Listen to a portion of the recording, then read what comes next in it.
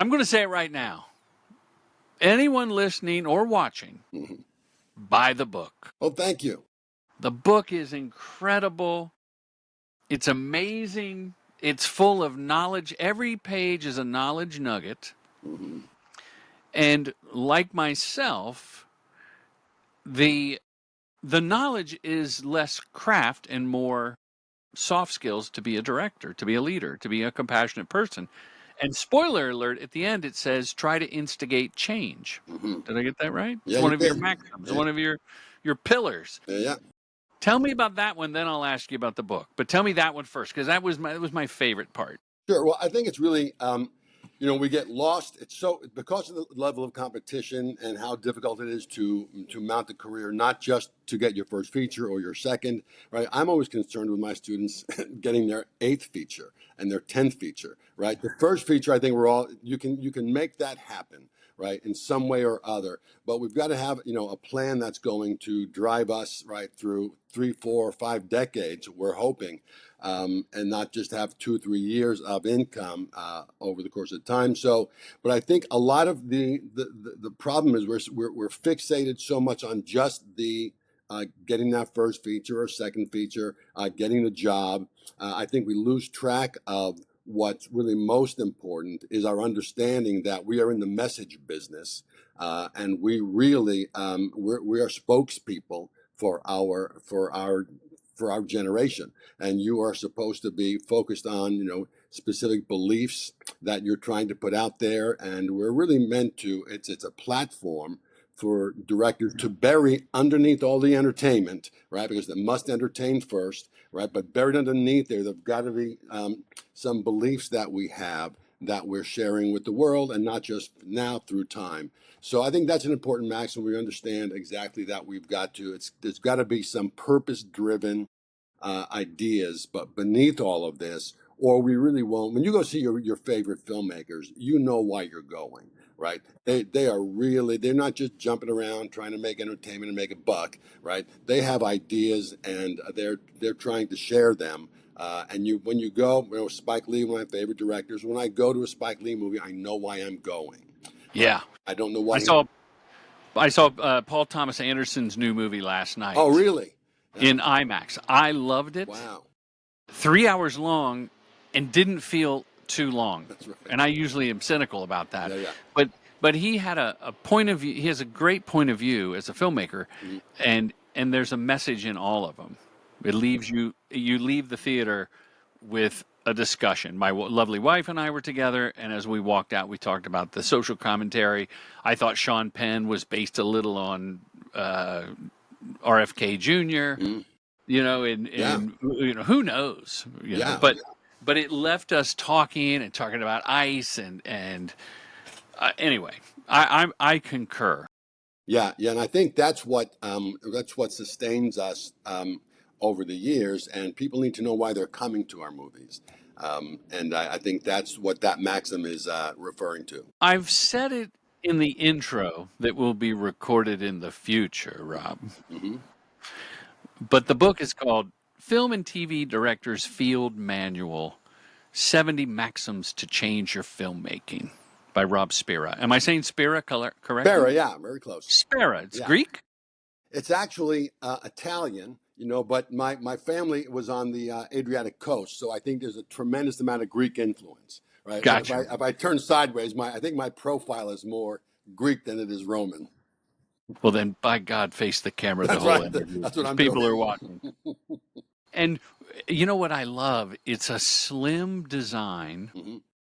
and I think it's in your forward, either by you or someone that says, keep it in your back pocket. Right. And it's meant to flip to any page at any time. Right, exactly. It's meant to be because over the years, I've had students ask me to recommend books to them, and I bought every one of those books. Those shelves behind me filled with all of the great directing texts that we've all heard about, but they're really dense. And my problem with them was always, and I love directing. I will read anything about it, but I found myself not being able to get through a chapter or two because they're so dense. There's so much information, and rarely were the techniques finding their way into my work. So I wanted to write something that could be always accessible, right? Distilled to their essence, practical tools that will change your work. And you can put those tools to work tomorrow, right? You don't need to work for 10 years to get to them. They're practical, accessible, and you can put them to work. And the idea is that these distilled maxims have far-reaching results. All right, they're not just going to change small things. They're small but mighty in their impact down the road. If you lean to one side, let me get a better look at your bookshelf. Okay. Yeah, because you're missing one of the classics. Which one? Commercial directing voodoo. It's 30 plus years of filmmaking experience for $10. Aha. Okay. Okay, so I'll get you an autographed copy. That would be great. Yeah, commercial directing voodoo is my book, and it's exactly what you're talking about. It's a paperback, but it has a spine label. That was important to me. I want people to scribble in it, earmark pages, keep it on set, and when someone sends me a picture of that book on set, it makes me as happy as any packed theater I've sat in. I agree. And I agree. and you know the Sidney Lumet book, Mm-hmm. I think it's called On Directing. Yeah. Is fantastic. And just the story, it reads like prose. He's going to set with the DP in a limousine and da da da. And I just don't find that as accessible. You know, you and I are what I call accessible mentors. Mm-hmm. And I find your book has that accessibility. It's not like our people relate. I glean so much from that book, Mm-hmm. but it's not applying to a yogurt commercial that Right. I'm doing. Right. Whereas something about blocking or lens changing and da da da, that's going to help the filmmaker. That's correct. Yeah, yeah. The nuts and bolts of it, and distilling it down to what can you actually change, right, in your filmmaking. The small things that have big results, and that just over the course of the years, I had I went to film school and I was a theater director before that, an actor before that. But my real film school, I always worked from these 5-year plans, right? My 5-year plans in the business. That you sat down and made a 5-year plan? Yeah, yeah, and I keep adjusting and changing. Particularly, they're very important when we're going through transitions in the industry, or how we're going to putting a time frame on it. And the 5-year plans that I work are actionable.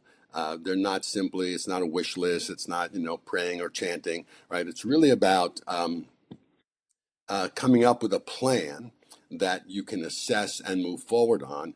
And that plan has always been useful to me. So my plan after getting out of film school was to spend a good deal of time. I ended up directing 25 features that were low budget. But they were invisible to the industry. I could experiment, and that experimentation over those 25 features, all right, a lot of it's what lands in the book here because it's that day-to-day work. I really valued my success at that point. I based it on how many camera setups I did a year because I knew that every time I set the A camera, I got year? better at it. Yeah, every time I set the Wow. camera, I got better at it, and I knew it. And I needed a place to work because there are too many moving parts in a movie, and our expectations that we're going to direct a short film and then go to Sundance and then never stop working is a little. It's just not. It happens every now and then, but it's not the way most of it works for us. Right. So try. Pop quiz. Pop quiz. Yeah. I want to hear about the 5-year plan. How many camera setups average per day Mhm. on Leprechaun 5 in the hood? Okay. Probably then about in our exterior day stuff, probably about 85. And then our Day? yeah, and then our 85? well, it's a movie shot in 10 days. Oh my God, that's So incredible. yeah, so I thought you you need were to going to say 35, yeah. and I would have been blown away. Well, on the interiors, right? We've got to slow down for lighting. But it's if I've got 2 cameras, I'm going to do about 50 interiors, if not down to 35. But it's that I do a great deal of preparation, and Yeah. I don't show up. Fix it and prep. That's in my book. Yeah, Yeah, don't show up without 3 to 5 versions of a scene, uh, because I need to have gone through it all to make sure that I understand the material as best I can. And that way, any changes or suggestions, I already know the impact of them, and I want to make sure I show up with a version that is not the first thing that came to me, because usually the first thing that comes to me is something I've seen in somebody else's movie, right? It's just there, and Hmm. you like it because you know it works because you saw it, right? So I want to kind of dig down past that and get the second, third, and fourth, and finally, the most unique or most entertaining version of that, right? So if you're pushing your way through, right, a process that allows you to come up with the best version of it, and that's where I'll start. And but also a movie is, I know that a movie is ever changing, and so change, you show up and now here are the real actors, here are the real sets, right? And you've got to stay awake and alert because the movie is shifting and changing and talking to you, and you need to adjust because you want to photograph what's immediate, not what you figured out at your desk 4 months ago, right? That's ancient history. Now we want to adjust to what's happening because that kind of immediacy and those changes are what's special and rare and magical about the work. And we want to be comfortable enough so that when I show up on set after 5 versions of the scene in preparation, I can relax and then improvise, right? And Off of the use, five. that's right. You're doing a hybrid of the five or the one that's you've chosen. That's right. And what I'm hearing is it's unlikely to be the first initial thought because that might be derivative. And you, as an artist, want to put your voice and stamp on it. You want to make it a Rob scene. That's right. And it's and less, much less so for vanity and more so for education, right? You want to keep Uh-huh. learning and growing. You want to keep There's nothing wrong with vanity. yeah, a little dose every now and then is not bad, but you don't want to be ruled by it, and it's really easy to be ruled by it. So I think the key is to prepare so well, and you know so much that now you can improvise with anything that comes your way, and exploit it. Anything good. You're not locked in or afraid that, well, if I change that, will I be jumping the line? Will I doing this? So many times we're afraid to change on the spot because we don't have enough mastery of the scene itself. And that's where it can get really kind of stale, the work. What does the book say about jumping the line? Well, Would that these be camera and staging, maxim 16 through 30? the maxim six, those maxims are really, they kind of underscore my understanding of visual storytelling, right? Craft. And yeah, the actual craft work that we do, distilled to an essence, and that is that the camera's sole responsibility is to photograph the subtext. That's what the camera does, and the dialogue is meant to play in counterpoint to that. Okay, whoa, whoa, whoa, whoa, whoa. First of all, I'm going to talk to the editor of this podcast right now. Okay, His name is Jake, okay, and I love him dearly. Jake, I'm going to ask Rob to say that because that is a knowledge nugget. hmm Like when people are talking on set, I'm doing commercials, and I'll get them to calmly, I'll just calmly go, the sole purpose of us being here today is to capture magic that unfolds before the camera, hmm and we're going to capture it.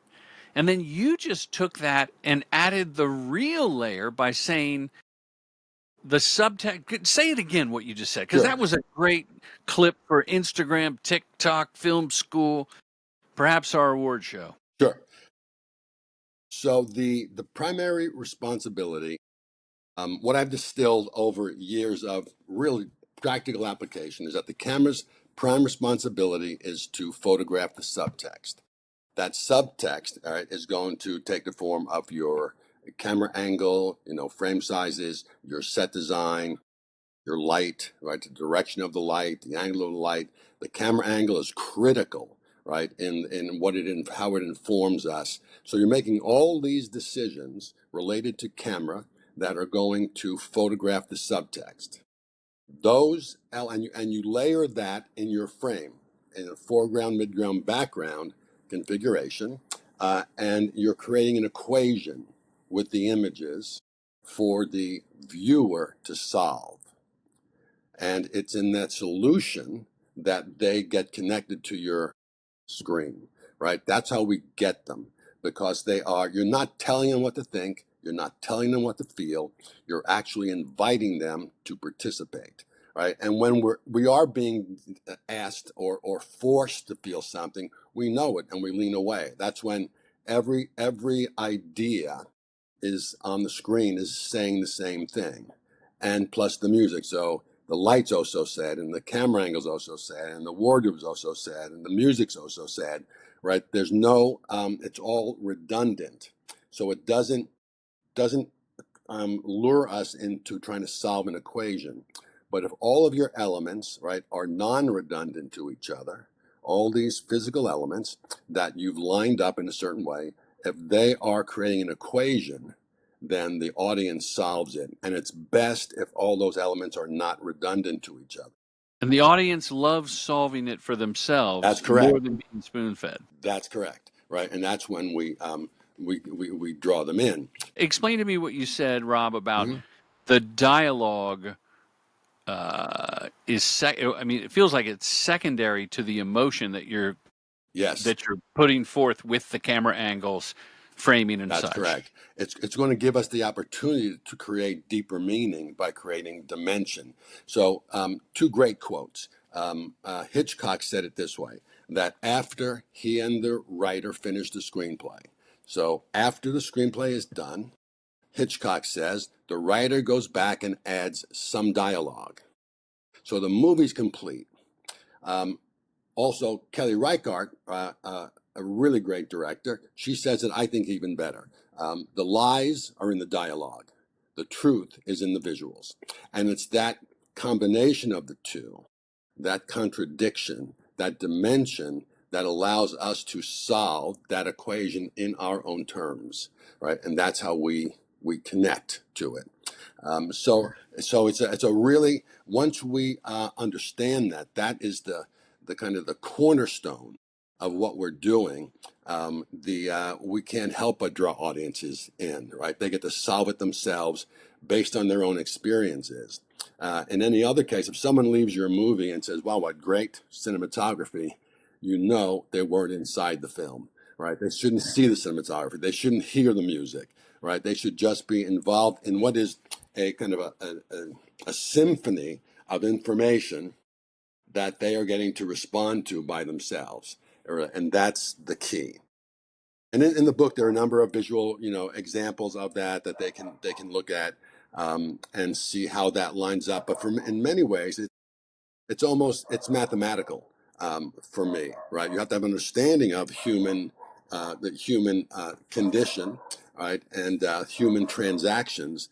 But then you've got to take that, emotional understanding, and you can translate it into a mathematical equation that is going to get the audience to respond. Do you want to check on the dogs? I think you have like a raccoon in your Let me house see or what I something.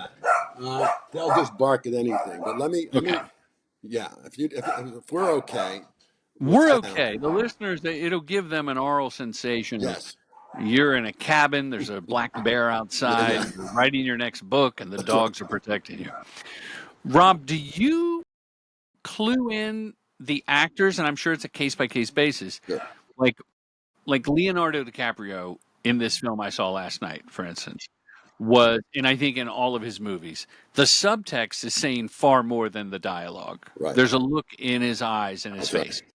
So I like to think that he's in cahoots with the director or Scorsese, or are your actors on board with your philosophy, or you just direct them separately and don't necessarily clue them into the mathematical equation? Right. Well, here's the great misunderstanding about all of this, right? When I directed a lot of theater, over 100 plays, right? When I direct theater, I'm talking to the actor constantly, right? I'm preparing them for a 2.5 hour take that they are going to have to run by themselves. So we're talking about everything, right? That emotional geography and how they can navigate it, right? And what that arc means. But your audience in theater is seated at a distance. They don't really get to see the director's hand in it, right? Right. There's no cuts. That's There's right. no close-ups. That's right. Totally different experience. And But in a movie, we have a camera, and a camera is like a microscope. It sees everything. In fact, it will endow a subject with stuff that's not even there, right? We can point the camera at a dog, right? And we can imagine, right, that that dog is feeling certain things. And maybe they are, I don't know, but we can also do it with an animation. We can do it with a puppet, right? That camera will endow. So because we've got this microscope, direction, any kind of direction, is easily witnessed and seen. So you really want to stay a little bit hands off. But here's how I do talk to the actor. The hands off of the actors. But you got Wow. it. But it looks like that, right? Because I want to empower them. So I will give. I will have a very specific blocking that I want, but they won't know, right? I'll start every rehearsal with, or every camera rehearsal with. I have it's a really good scene. I have some ideas, but I'm going to need your help. I think she comes through the door. She sits at some point. Don't hold me to that. I think she may go to the bar and make a drink, and then there's a window here. Maybe she stops off there, and maybe she opens those blinds. I don't know. You're hypnotizing Help them. me Like, I out. don't know. Wait, hey, I don't Yeah, know. Maybe yeah. you go from A to B to C, but hey, whatever. And then Right. they do exactly And then what you they want. do it, right? Because I'm empowering them to find their way. So essentially, it's a really it's a highly controlled improvisation, right? In which I know exactly where I want them to walk and stand and sit and make the drink and open the window. I know all that. But what I don't want to do is make them become my puppets. I want them to be empowered. I want that immediacy on the camera, right? I want to see them alive as they think through all those moves and not saying, oh, yeah, I got to sit here and sit there. Just drop them in the scene, because we also must understand that film scenes are really, really, really simple. They're 2 minutes long. They are 3 minutes long.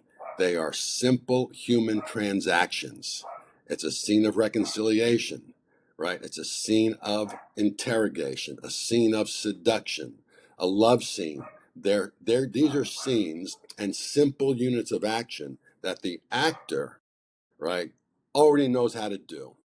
And what I want is my blocking to inform them. I want them to be informed by it, so that they put it all together without me talking. Because if I start talking, if I spend 10 minutes talking about a 2 minute scene, there's a problem, right? Yeah, It just I'm is. guilty of that in my early years, Yeah. where the actor's like, "Can we just shoot?"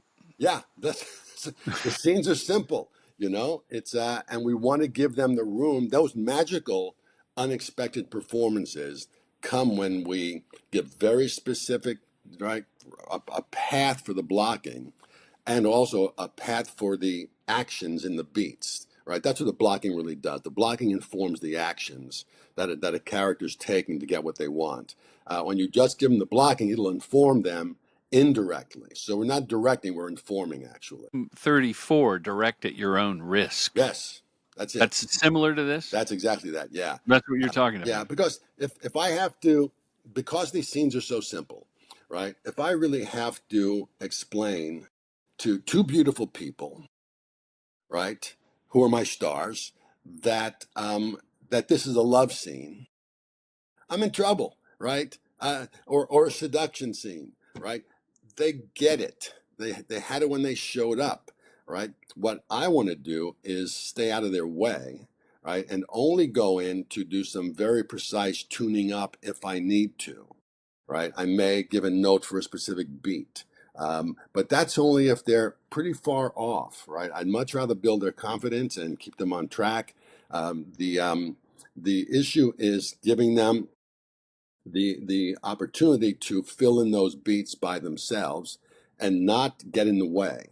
So, but I do know that if I have to open my mouth, right, and say and spend 5 minutes, deciding how do I explain love. So I come up with I have to minimize it, I have to trivialize it to come up with a sound bite that I can then shoot across at my actors. The actors got to take it in, find their own way to it, right? this is all very basic stuff. There's nothing so complex that I should have to explain it to I people love it. who live it every day. I love it. I'm on your site, and you've got these master classes, $7.99 a course. And the first one, the Art and Craft one, which is where I would recommend a lot of listeners right now start. Yes, Even absolutely. if they've got an indie film under their belt, I'm going to learn from Rob. Directing actors on camera is one of the most misunderstood practices in the visual arts. Yeah, the unspoken language of film directing. This seems to be what you're talking about. Exactly. That's what that first module, that 8-week module is about. What was just what we're talking about. 8 weeks. Yeah, yeah. That's a steal at $7.99. I That's think you're underpriced. what I thought. I think it should be I think it should be 1,500 or All right. 14.99. Let's see how people feel about that. Okay, listeners, go to. I'm going to put a link. Well, thank you, Uh, thank you, thank you. I'm going to put a link to this and check out these courses. Did you know, Rob? I think I derailed the 5-year plan talk. You were going to break down the 5-year plan, and I started asking about the Leprechaun, and to me, and I picked that out of your dozens of films. It was the funniest title, It is. It really is. and I say it with love because, like, I wish I had one of those movies on my Yeah, resume. yeah. It's It was a a fun movie to classic. shoot. Yeah, it's become a bit of a cult classic. Yeah. Everyone knows it. When I meet with young students, they all know all the rap songs in it. So that was a fun experience all round. The 5-year plan is something that and any other industry, right? They have business plans, and when I work with filmmakers, and they're unhappy with the direction of their careers, when I ask the plan, there really is none. We're kind of throwing our best years, the best years of our life away. We're just kind of throwing it away with the hope that something will happen good for us. And I was just always too afraid to leave it to that. So To leave it to chance. You didn't want to. You wanted a plan.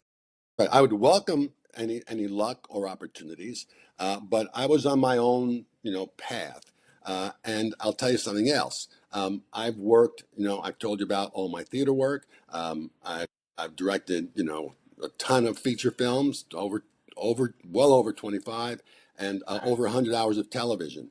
Um, in all of that time, and not just the stuff I did professionally, right? That I was paid as a hired hand. The I have only had an agent get me a job once Wow. in all that time, Not surprising. right? No, it's not Not if you surprising. understand the business.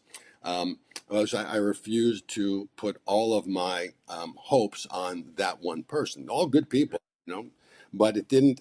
I'd much rather be shooting and directing than looking for work. And my trust was that my 5-year plans were really built on that premise that I would generate work for me and my friends, and that approach, right, kept me working constantly. I wanted to be shooting or directing in my early 20s, not looking for work, because I knew there's a lot I needed to learn. And so that gave me the confidence I needed. And when I did those movies, those 25 low budget movies, like that I mentioned earlier, that's many of those ideas were cobbled together for my book way back when, because I just didn't shoot them. I didn't judge them either. I didn't say, well, this is some stupid low budget movie I'm doing. I was, in my mind, although I know it wasn't true, I was taking those to the Academy Awards, right? I showed up, right? I knew we weren't going. I didn't buy a tux, but I had to approach them with that kind of sincerity and dedication. Otherwise, why do them, right? Right. You're not Right. making enough money to do them, right? So there's got to be something more that comes out of them. It was education, and I shot. I always had a very specific curriculum for each one of those movies, right? There was either a curriculum related to the lens, to camera angle, to color, to What music. What do you mean curriculum? Like you would make it your chore to exploit. Like on this movie, I'm going to really dig into lenses. Yeah, yeah. or a On this specific one, I'm going lens. to try a new Eastern European approach to acting That's right. I would or do all set that design. all the time, right? And as specific as I can make it, and that way I could assess. Um, I shot a horror film on a 5.9 lens that it was every close up, every shot, just to see what that did um, to the storytelling, and took very specific notes ahead of time and notes after, and then that's how I've been able to cobble together these maxims that come out of not by accident. It's really kind of me building a set of experiences that I could rely on. You share that, like, okay, I'm going to use this lens Hmm. on this movie. So you tell the cinematographer, like, hey, this is what we're going to do. Right, We're going to use this one lens that I bought from Russia that they right, rehoused in Korea, and it's right. crazy. And it's got this glass. And the cinematographer goes, okay, I'm in, I'm down. That's a fun experiment. I'm game. Yeah. Do you then tell the producers, or you just kind of do it? No, because the great thing about those that era and those movies was that there were no adults at the table, right? We just had the promise to deliver the basic, sales elements, right? We knew that if it's a thriller, there are certain elements. If it's a horror film, we need certain elements. If it's an action adventure, we need elements, right? We need explosions, we need gun, whatever. As long as I delivered those things, I was left alone, and I never took it lightly. I knew I wanted to deliver a high quality product within the limitations, but there was no need to. So that's why it was an incredible playground and a school for me to do that. And some of those movies, Leprechaun in the Hood, right there, we took we put a lot of energy into that. To As silly as it all seems on the surface. But I think as soon as you start to judge those things, anytime you get the toys to do the work or to do the job, you've got to take it very seriously. It's an Oh, yeah. incredible opportunity. By the way, listeners, if you're going to watch Leprechaun 5 in the Hood, I would I would make it a marathon weekend and do watch 1 through 4 because there's many questions and plot lines that you won't follow in 5 if you haven't seen the whole series. I kid, Rob, I kid. But a lot of what when you describe that era for you, the low budget indie, you Hmm. know, kind of churn and burn, but doing it with sincerity Yeah, and respect for your craft and yeah, respect for the art of it. mhm. It sounds a lot like these vertical movies that Yeah, people are doing now. yeah. And my daughter does them. I've been talking about it on the podcast a bit. We had Matt on the other day. He's done like 14 of them, Matt Masendo. And Amazing. what's that? It's amazing that It's amazing. opportunity. Yeah. But they only get one take. Hmm. And I wonder, do you give the actors more than one take? Maybe two. It. I've never. My motto is get it in one. And on occasion, if there's a legitimate reason, right, a legitimate acting reason to go for two, but you got to be able to, you can't just walk up and start talking and try to find. I said, if I know exactly what I want and how to get it, I'll do another take. You'll do two because you're doing 85 setups a day. That's right. And if you're going to do a second one or a third one, you got to know why and how, or Do you, just shut up. is Rob counting a lens change as a setup? So it could be This is tons of pieces of coverage. cameras moving. Yeah, yeah. I'm Well, just blown away. yeah. When you think about, particularly that will happen in, I shot some procedural shows, and you're shooting outdoor daylight exteriors, and there's a lot of tension or suspense you've got to set up. You need all those camera setups to actually build something later on in the editing room. So because the lighting needs are so minimal, you can really cruise through. But you got to know exactly what you want, and then you got to shoot it. And the great thing is when you're shooting that many setups, no single one becomes that important. You can have a setup that, not it's just not working the way I thought it would. I'll use this other angle and make that happen. So it eases you in some ways. but I think you've got to have that kind of speed to work in television, in those kinds of shows. Film School in Your Pocket is the last chapter. Exercise number 3, the single continuous shot, aka the oneer. And we've seen a lot of people it comes and goes in commercials, right? The trend of that. And I think most famously the studio with what's his name? Seth Rogen. That, yeah, They did an episode, I think it's called The Oneer, where it yeah, yeah, is actually a Oneer. It's a brilliant episode, and yeah, yeah. the behind the scenes are just great.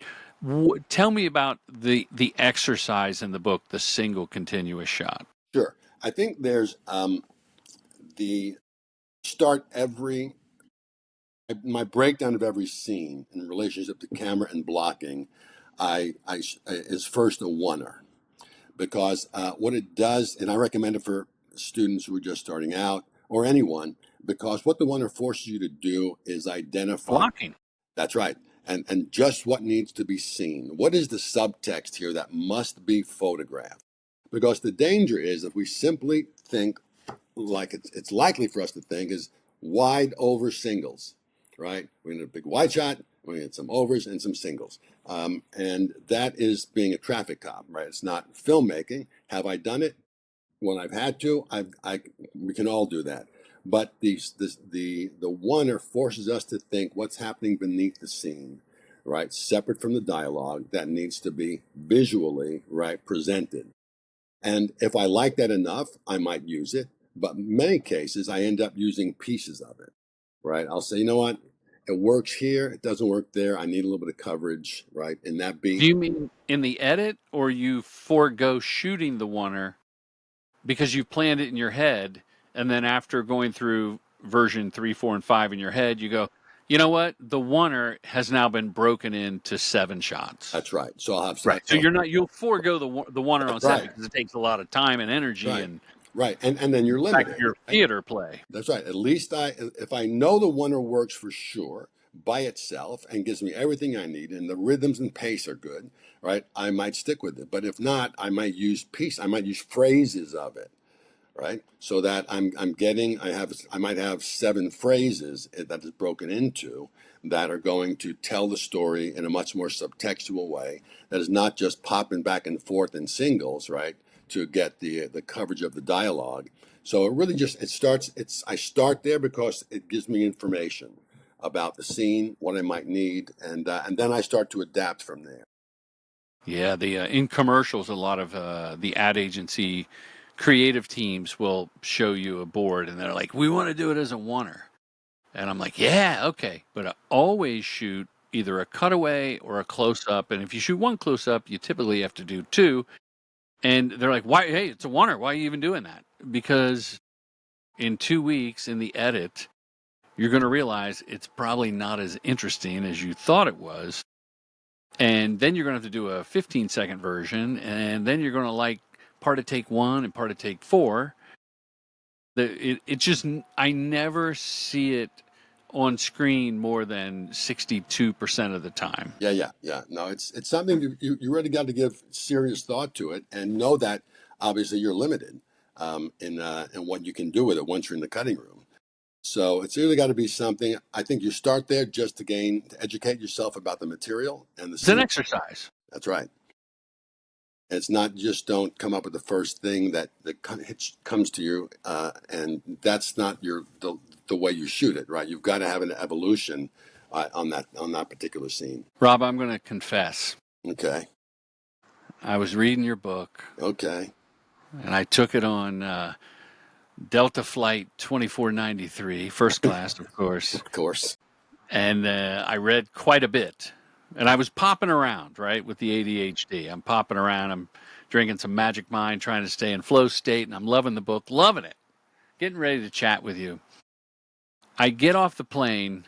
I'm waiting for my posh limousine and driver. I left the book in seat 3B on that plane. Oh, that's So great. some lucky filmmaker has a copy of your book, All right. Great. and So I'm going to buy another one. were you flying, I guess, from LA to wherever and back to LA? So this, most likely a filmmaker, right, picked it up. I was flying on that trip. I was flying to Austin, Texas Uh-huh. to shoot a commercial. And yes, it's a filmmaker friendly town. When did you start with the courses? When did you put up these master classes in film directing? Well, I've been a teacher for 40 years because, 40, yeah, 40. 40, because, You don't look old enough. well, yeah, I started young. I don't know what I was teaching, but, I graduated acting school. I didn't like the fact that I could not get a job. I was a character actor. I couldn't get work. My friends were becoming professionally unemployed actors and, getting new pictures all the time and thought they were making progress. And I essentially decided to quit the business, but I would build my own product, like I said earlier. So I didn't want to spend time waiting tables or in some bartending job. Every day of my life, I wanted to be invested in the work in some way. My dad was a factory worker. He went to work every day. He did his work. I wanted to do that. That's been my goal in my life, is to invest myself in the work that I love to do on a regular basis. So I decided then to start producing work, to stop looking for it. I started producing in New York so that I could act. Theater first? Theater first, yeah, because that's Theater, what yeah. I could afford. And I had no training in anything else, so I decided to start producing theater cheaply so that I could act, and that's how I discovered directing. And once I discovered directing, I thought, okay, this is what I'm meant to do. And I did the same thing with teaching. Right, teaching is how I decided I would fund those things. So I just started teaching. I told picked 10 of my friends and I said, you're in the class. I'm the teacher. You shut up. I'm in charge. I said, if you like what you hear, you can do it for free. But if you bring friends, I'm going to charge them. Yeah. And that's how I started teaching. Again, What are you charging 40 years ago to teach directing? about $110. I guess we were charging by the month back then. Yeah. So yeah, 110. So yeah, it was about being able to be invested in the work and to be in front of a group of people and being forced to solve problems and develop that skill set where you can take a problem and distill it to its essence to get some kind of to impact a change, right, in the scene, in the work. Yeah. Yeah. So, and that's so I always vowed I would never stop teaching, because that's where you're immersed in the ideas are number one, right? They are right. There's no talk about contracts or Right. deals or it's just the work, the ideas, and that's why I still do it today. So it's a place for me to be with a like-minded group of people and get to do the work. Keeps you on your toes. Yeah, yeah. Here's a question. If someone wanted to contact you Hmm. and have you give them like a one-on-one coaching, I Hmm. don't see that on your site. I see, can I set up a Zoom and contact you with your email for clarification or for questions about the course? What if they just wanted to go for an hour with Rob? I've done that on occasion. I really like to, and I do it for people who already worked with me, so Gotcha. that we're all on the same page. And I really want to be in situations where I know I can dramatically change your work. I need at least 8 weeks of time, right? Coming in for an hour over those 8 weeks where you're working for me, but to come in and simply do a one-off. Doesn't interest you. No, because I can't really. It's if they haven't been working with me, if they've been taking classes with me, we can have a very quick conversation. I don't want to take people's money for that quick conversation. And see, that's where you and I are different. Yeah, I kid. I kid. Although I do offer and do quite a few one-on-one hour consultations. yeah. And full disclosure, I'm listening to you, and I told you I love the book several times.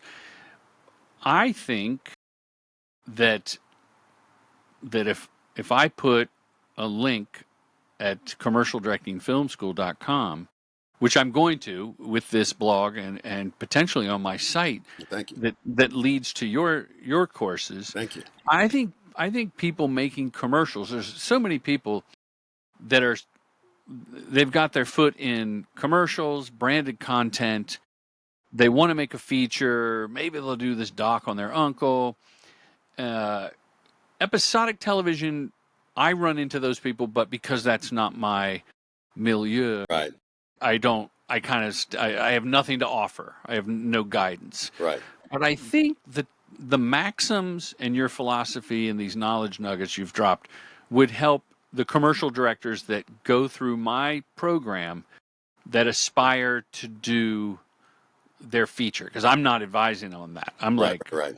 I don't have, I don't have the bandwidth, nor am I the person to do it. I've made them, they got in theaters, but I'm not the one to teach you Right. that. Right. And I think you could be. Well, send them my way because I'm, I think the simplicity of the ideas, right, is something they can take to work tomorrow. Mm-hmm. There shouldn't be ideas that it's going to take them 20 years to figure out, right? They can manually put them into the work, hands on, the next day and see big changes. Send them my way. I'm open to working with them. I also think you could help people, myself included, about the 5-year plan. Yes. I Yeah. think you could do that in an hour. You couldn't talk like a therapist to me for an hour and help me with a 5-year plan, even a 3-year plan. Yeah, I could do that. I'm If putting you on the spot. We can edit this out, but yeah, I'm yeah. serious. I think it would be fun, and I think people would really benefit. Yeah, I think that's good to hear that, because it's something I've built for myself over the years. I do it. I still teach it at AFI, the 5-year plan. Hmm. Um, Oh, it is. That's a course. yeah, it's called the long game. I Yes. don't have it on my website, but maybe it's something I should consider, or at least Why don't you have it on your website? Because it's at AFI, and you don't want to. no. I designed it for and I taught it there. I own all of the IP on it. It's I figured it'd be best to focus exclusively on my website with craft related stuff. Um, and then, I have been kicking on. I'm head of directing at a fellowship program called Ride Back Rise. It's here in town. It's an amazing program. They take 15 fellows each year, Ride writers. Back Rise. Ride Back Rise. Ride Back was a production company that Ah, Dan Lin was head of, and he came up with the idea of doing this fellowship program. He's running film at Netflix now, but this program brings in 15 writers mid career. And then, based on a specific project that they want to work on, they help them develop that project over the course of a year, and then they help them sell it. So last year, they out of 15 projects, just about 50% of them were sold uh, in a pitch fest, which those numbers are really high as these things go. And in addition, all to Netflix. no, not all to Netflix. There's no connection to Because Netflix. he's the Yeah, head of he, Netflix. he definitely gets a look at them. Um, Yeah. and then they also give them $40,000 a year just to help cut costs in their living Oh, wow. expenses. Yeah, it's 40,000. That's no strings attached. That'll Um, buy some Slurpees, right? that's That'll correct. Yeah, get you through the script phase and planning. correct. So Um, you're on that board.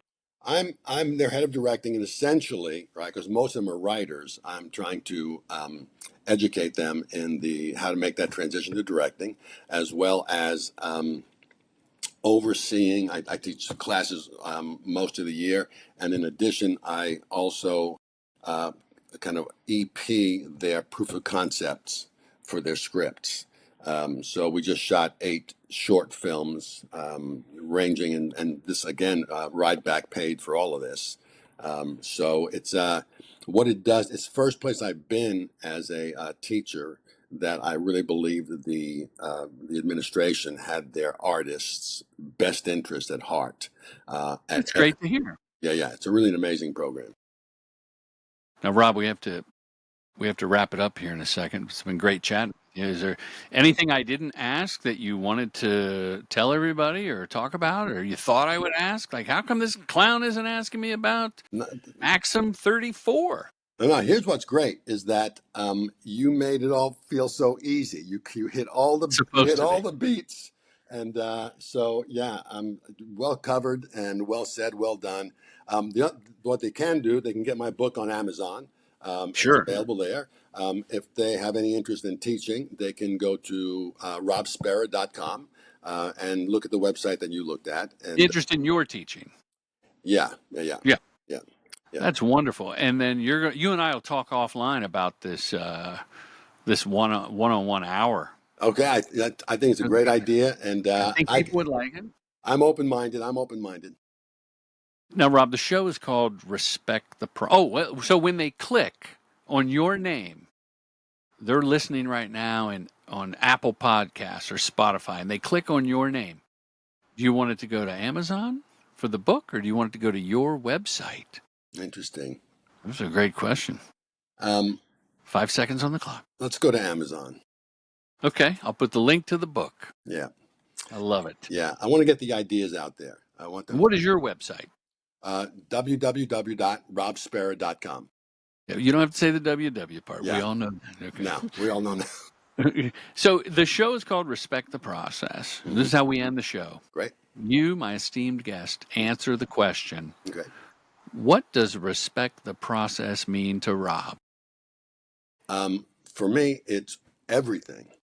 It's the if I had to, I wouldn't even call myself necessarily why I'm a director, right? What I do every day is respect the process, right? I respect process. I respect the time that it takes for for you to understand and develop.